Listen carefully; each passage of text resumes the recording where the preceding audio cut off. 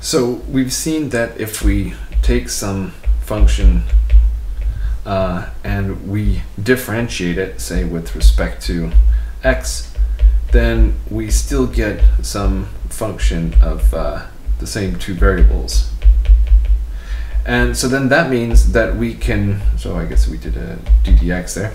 So then that means we can differentiate it again.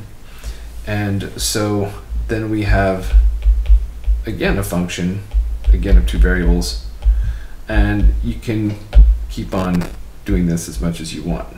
So the derivative, let's see, if we do, whoops, we did dy second. This one here is often written d squared f over dy dx. So let's look at an example. So we'll take our function to be x cubed plus x squared y cubed minus 2y squared. And let's take the first partial derivatives. So differentiating this thing with respect to x. Maybe you want to pause the video here and actually work out the first two partial derivatives yourself just for practice. All right, I'm going to carry on and do it though. 3x squared, 2xy cubed, and then the latter part dies because it has no x's. And derivative with respect to y, so x cubed will be a goner. And we'll have 3x squared y squared minus 4y. Okay, and so now I'm going to compute the second partial derivatives of each of these. So we'll take the partial with respect to x and differentiate it first with respect to x.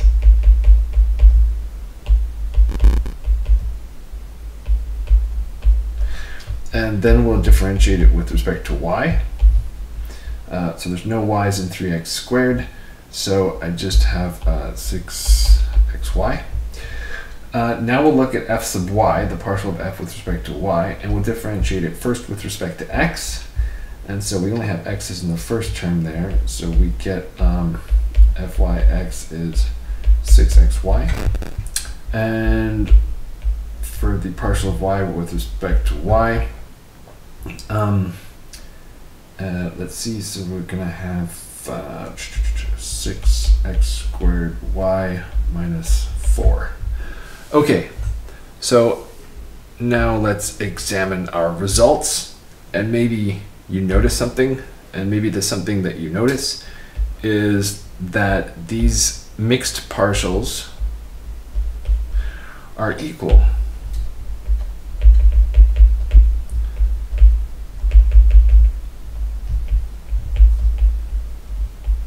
Okay, and so by mixed partials, I mean the ones that have a partial with respect to x and a partial with respect to y. And so it turns out that this always, well, more or less, almost always happens. So this is a theorem due to some dead French guy called Clairaut, and it needs some conditions. So if the second mixed partial derivatives, after you compute them, if they exist and are continuous functions in some neighborhood around the point AB, then fxy at AB equals fyx at AB. Okay, and so the upshot here, the interpretation of this is that in non-exceptional circumstances, because I mean in this class everything that we are going to deal with is going to involve continuous functions pretty much. But if you go back to one of those like hairy screwball examples like we did back in 15.2 when we were looking at limits and continuity, you might run into problems there. But for everything else for the rest of the course, order doesn't matter.